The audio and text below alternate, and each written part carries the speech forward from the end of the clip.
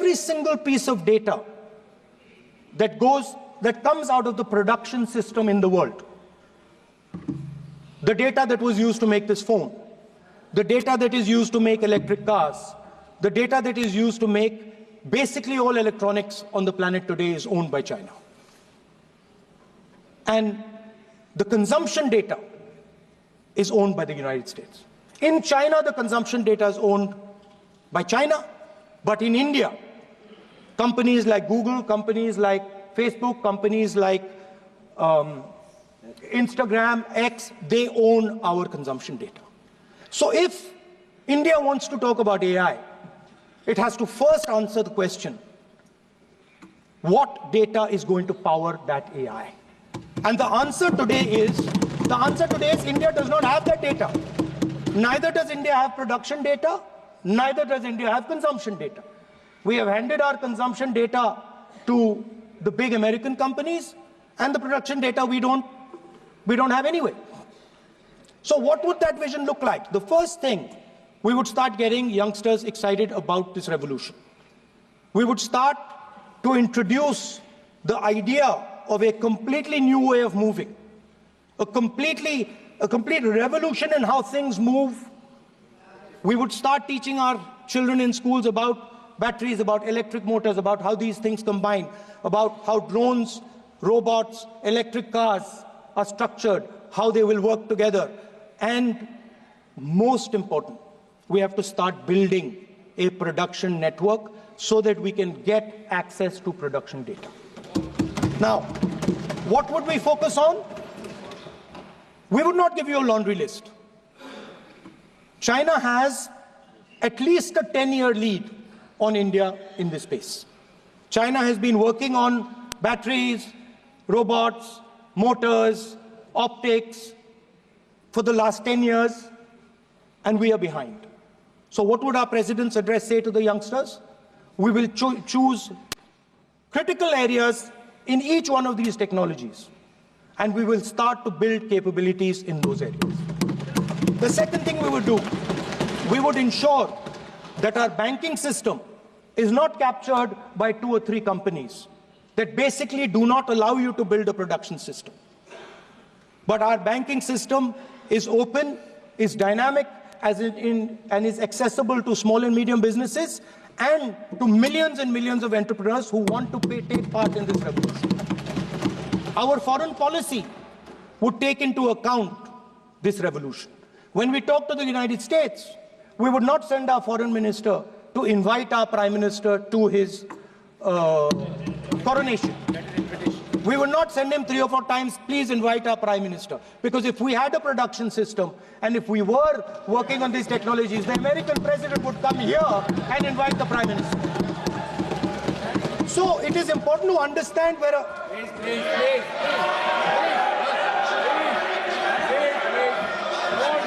Without foreign policy.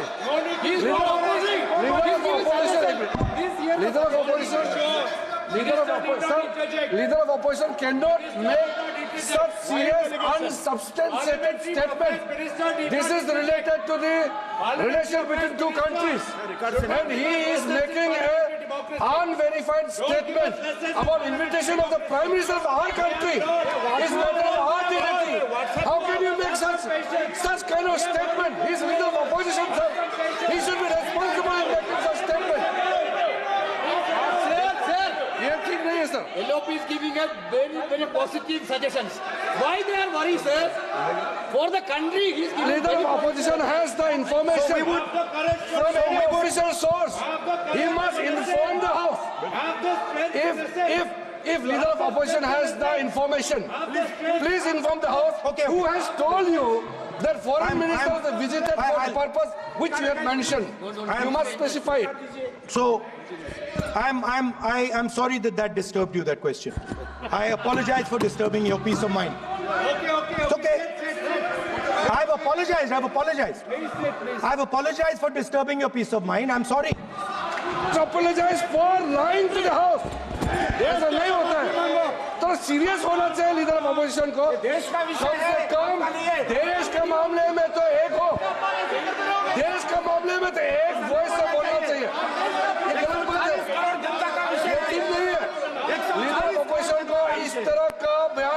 नहीं करना चाहिए। ये गंभीर विषय पर चर्चा चल रही है। So we would start by telling our young men and women that they have to be at the forefront of this revolution. We cannot afford that the Chinese are at the forefront of this revolution. Number one.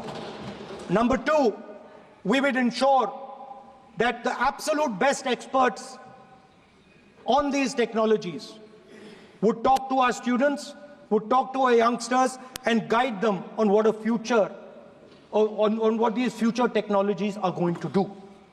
We would make them partners in this revolution. Now, we talk about defense. And today, we have the Chinese. And the Prime Minister has denied it.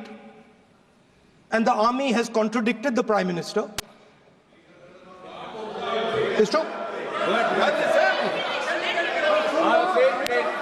The Prime Minister has denied it. The Prime Minister has denied it, and the army has disagreed with the Prime Minister that China is sitting on 4,000 square kilometers of our land, of our territory.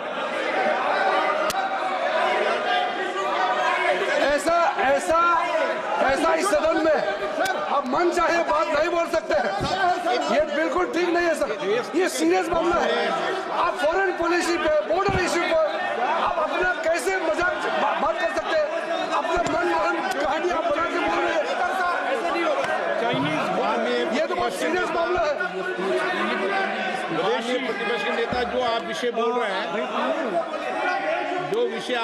हैं, उसके तथ्यों को सदन के पटल पे रखना। आप पानी। मेरा अनुरोध है, लीडर अपोजिशन बोले, हम लोग शांति से सुनेंगे। ये आपका अधिकार है बोलने का, मगर आप मन चाहे ऐसा सीरियस इशू पे कैसे बोल सकते हैं? सीरियस मामला है। आप सदन में बोलते हो, फॉरेन मिनिस्टर का बात करने देंगे, सीमा का बात ऑफिशियल वर्जन से अलग बात करते हैं। ऐसा मत बोलिए, ये देश के लिए ठीक नहीं है। आपको सीरियस होना पड़ेगा लीडर ऑफ अपोजिशन। ये गंभीर मामले को आप ऐसा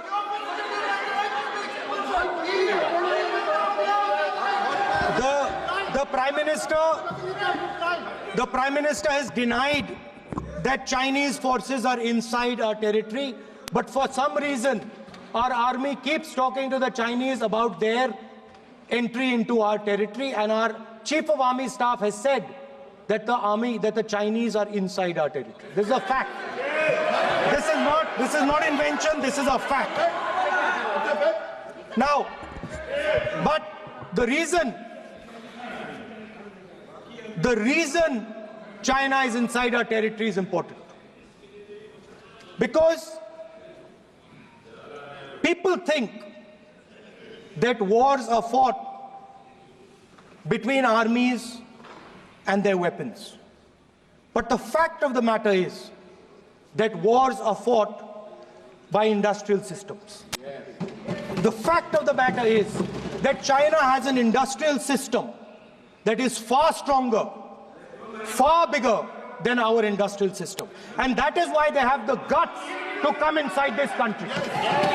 The reason China is sitting inside this country is because Make in India has failed. The reason China is sitting inside this country is because India is refusing to produce. And I'm worried that India is going to give up this revolution to the Chinese once again. The reason I made this reference is because everything is connected.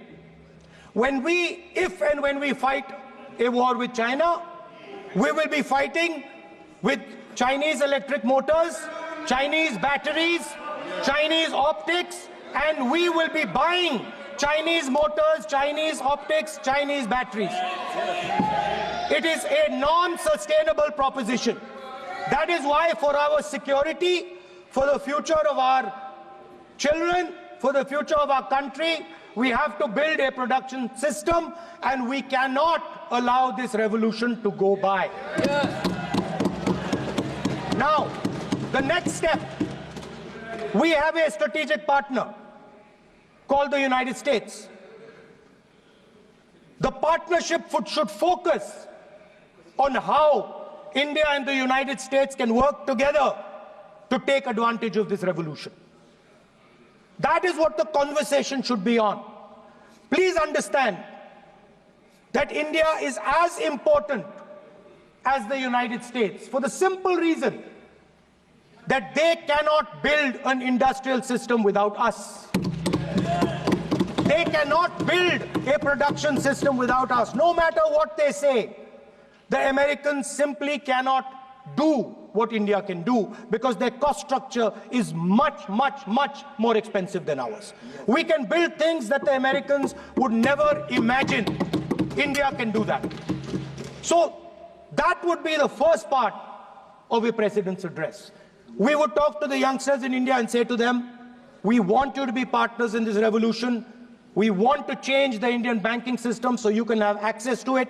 And we believe in you, we trust in you, and we believe you can take on the Chinese. That's the first part. The second part would be about participation. We have done a caste census in Telangana, and what we have found is shocking. Almost 90% of Telangana is either Dalit, Adivasi, backward, or minority. Almost 90%. And I am convinced that that is the story across the country. I am absolutely convinced that the OBC population of this country is not one less than 50%, possibly 55%. 16% are Dalits, 9% are Adivasis, 15% are minorities. Last budget, there was a photograph. You remember the photograph? Of course. वो मक्खन बांटने वाली, हलवा बांटने वाली photo. मैं हैरान हो गया कि इस बार फोटो ही हटा दी. हलवा खिलाया मगर दिखाया नहीं किसको खिला रहे. नेता please chair. So at the center of any new development paradigm for this country, which runs parallel with the production paradigm I spoke of, which works together with the production paradigm I spoke of, is the participation of lower castes, OBCs, Dalits, Adivasis in the wealth of this country. If we look at the largest corporates in this country, they're all owned. None of them are owned by OBCs. None of them are owned by Dalits. None of them are owned by tribals. If we look at the biggest media companies that support the Prime Minister, every day we see the Prime Minister's pleasant face, smiling face on these media. None of them are owned by OBCs. None of them are owned by Dalits. None of them are owned by Adivasis. This is the fact. So central to any new development paradigm is the architecture of a new paradigm. And that architecture of the new paradigm can only be built once the caste census is placed on this day. Because once the caste census is placed on the table, we will know exactly how much of this country's wealth, how much of this country's power, how many of this country's institutions are owned by 90% of this country. There are OBC MPs in the BJP. There are OBC MPs in the BJP. There are Dalit MPs in the BJP. There are Adivasi MPs in the BJP. Remember, you are OBCs, you have 50% of the population, and you have absolutely no power. I know that you're sitting there and you cannot even open your mouth. That is the truth of the country. प्रधानमंत्री का चेहरा आपको दिखाई नहीं देता है. जाति जनगणना, प्रधानमंत्री का चेहरा आपको दिखाई नहीं देता है. Architecture, participation, revolution in this country.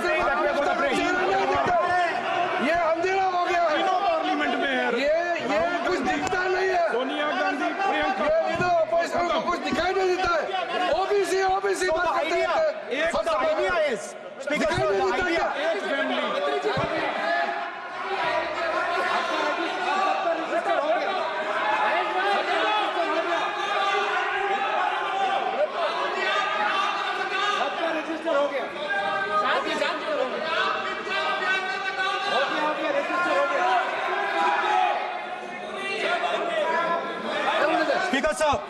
Speaker sir, so the idea is, on one side, allow India and the Indian youngsters to participate in the coming mobility revolution.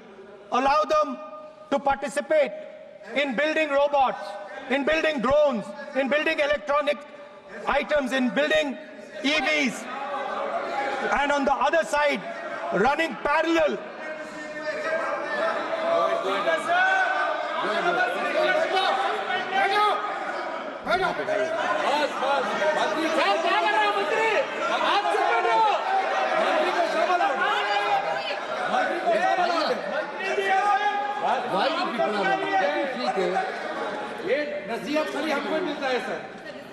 मैंने उनको ही मना The किया country, है, Speaker sir. ऐसा नहीं है आप So- भी बहुत डिस्टर्बेंस करते हैं Okay, Speaker sir, so parallel ideas.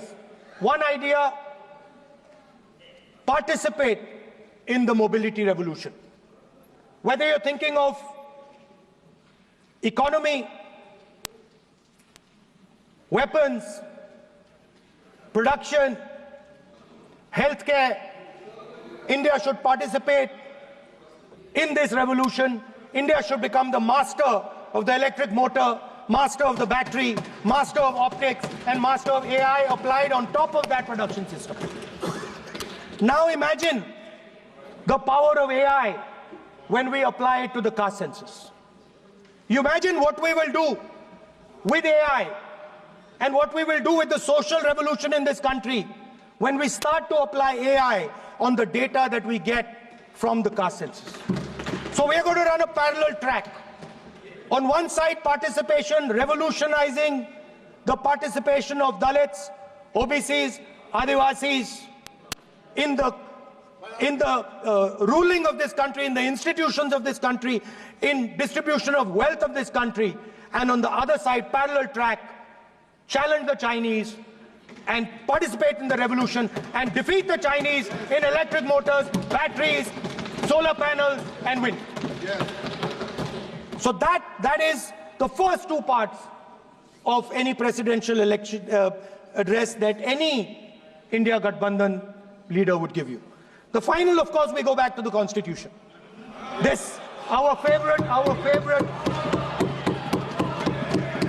just like the production system is a weapon, just like Jati Jangarna is a weapon of transformation, this is what the entire architecture is built on. I remember before the elections, all of you were saying 400 par, and you were saying you would change this. And then I was glad to see that the Prime Minister walked in and then was forced to bow his head in front of the Constitution. It was a moment of pride for all Congress people that we had explained to the Prime Minister and to the whole country that no force will dare touch this. I know that the RSS has never accepted this. Mohan Bhagwatji has said that India didn't get independence in 1947. He has said that this constitution is meaningless. I know that that is at your heart. We will never let your dream come true. This constitution is going to rule India always. Now, एक minute आप प्रतिपक्ष के नेता हैं, मेरा आपसे आग्रह है कि जो विषय आप रखें वह तथ्यों पर आधार पर रखें, उचित होगा। मैंने आपको पहले भी कहा, और जो सदन के सदस्य नहीं हैं उनकी चर्चा न करें। सर बताता हूं, सर मोहन भागवत आप नियम प्रक्रियाओं की पालन करें, आपसे अपेक्षा। सर मोहन भागवत जी ने स्टेटमेंट दिया। Sir, one second. We will authenticate. Speaker, sir. We will authenticate. Speaker sir, Mohan Bhagwat ji made a statement saying that India did not receive independence in 1947. It received independence when the Ram Mandir was inaugurated. We will place that on the table. Now, sir, I would like to mention one small thing, but very important thing. Speaker sir, this constitution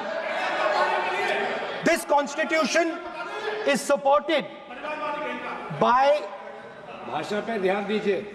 this constitution is supported by the vote of our people.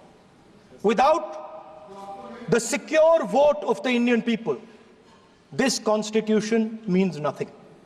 Now I want to bring to the notice of this House some data, some information about the Maharashtra election.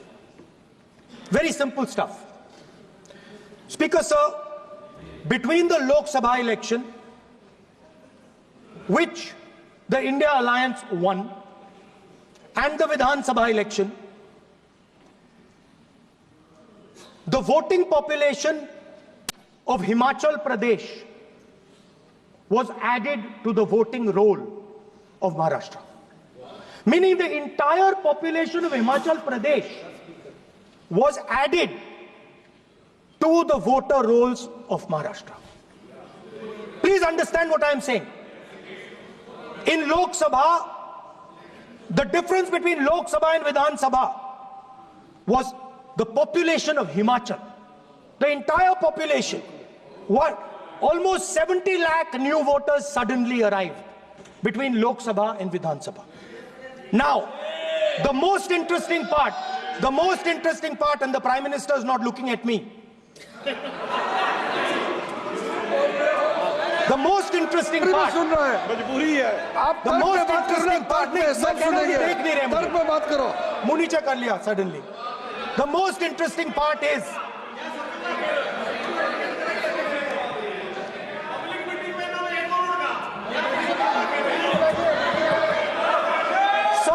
Sir, Maharashtra mein more voters were added in 5 months in Maharashtra than were added in 5 years in Maharashtra. जितने 5 साल में add हुए उससे ज्यादा 5 महीने में add हुए, आखिरी 5 महीने में लोकसभा चुनाव के बाद। सर, एक बिल्डिंग है सर शिरडी में, एक बिल्डिंग में 7,000 नए वोटर एक बिल्डिंग में ऐड हुए सर। एक बिल्डिंग में 7,000 नए वोटर ऐड हुए सर। सर, मैं कोई आरोप नहीं लगा रहा हूं, मैं सिर्फ ये कह रहा हूं सर कि इसमें कुछ ना कुछ प्रॉब्लमैटिक है कि हिमाचल प्रदेश जितने बड़े वोटर्स लोकसभा के बाद जादू से आ जाते हैं। अब हम क्या कह रहे हैं, हमने इलेक्शन कमीशन से रिपीटेडली कहा है कि हम आरोप नहीं लगा रहे हैं। आप एक काम कीजिए, हमें लोकसभा की वोटर लिस्ट दे दीजिए, नेम एड्रेस और इलेक्ट्रॉनिकली दीजिए, और विधानसभा नहीं है। नहीं सर, नहीं। स्पीकर सर, वो सब वेबसाइट पे रहती है, सब जानते हैं, कभी भी कोई निकाल सकता है। स्पीकर सर, मैं समझा देता हूं sir. Speaker sir,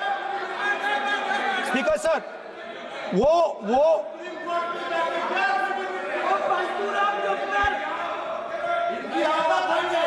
speaker sir, we have asked, Speaker sir,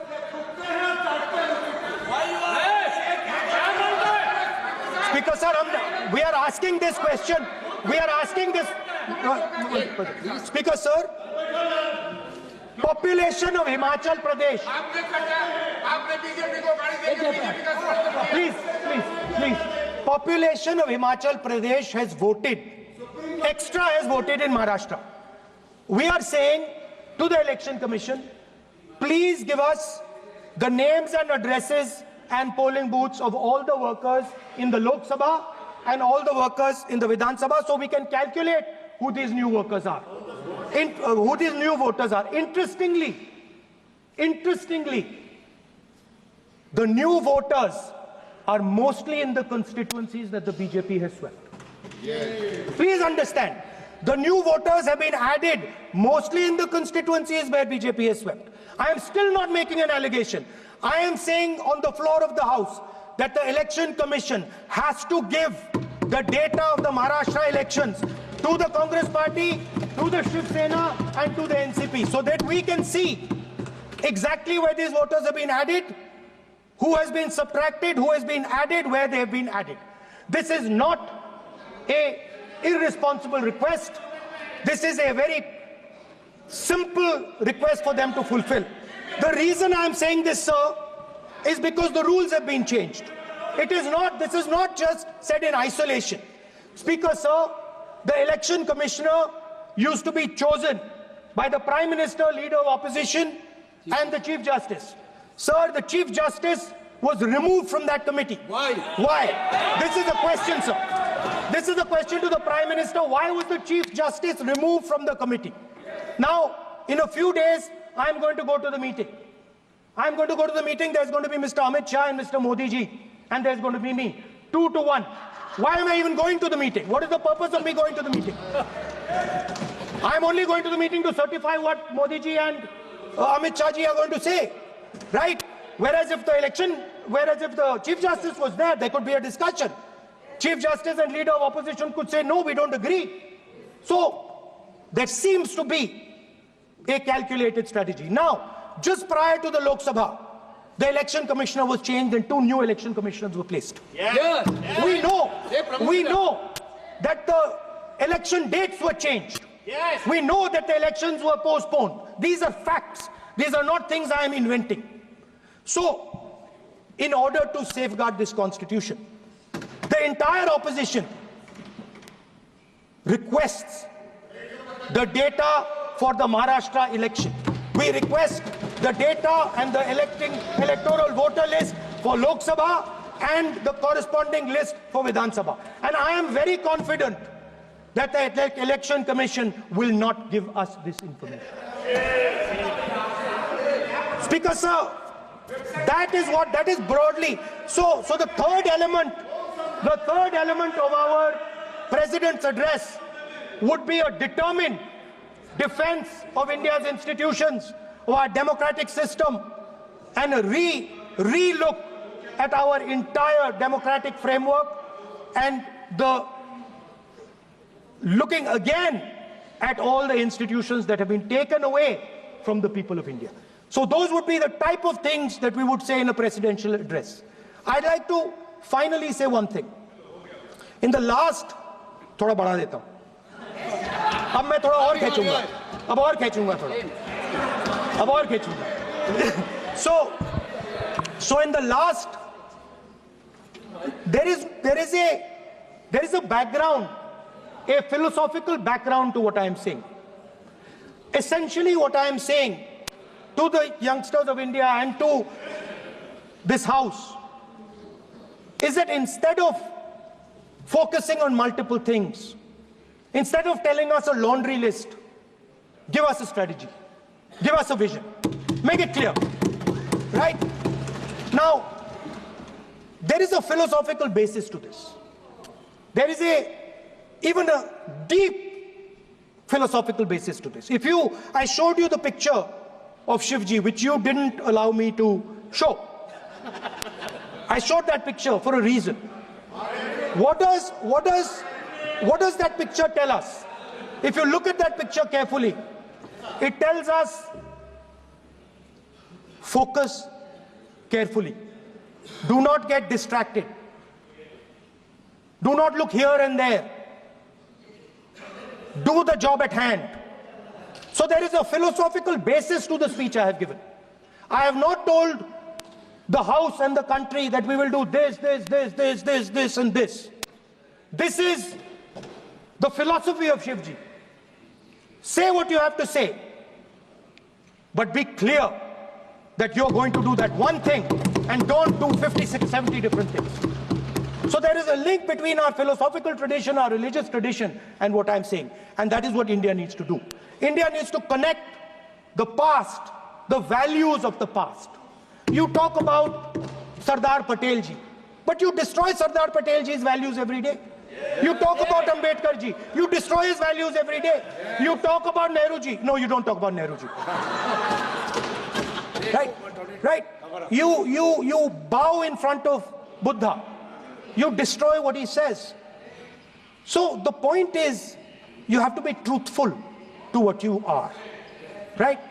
And it is important that when you are giving a way forward to the nation, there is clarity of purpose. There is no hatred, there is no violence, there is no anger, because these things are destroying our country. So my speech has not been angry, has not been nasty. My speech has been very polite, very kind, and I thank the Prime Minister for coming and listening to it.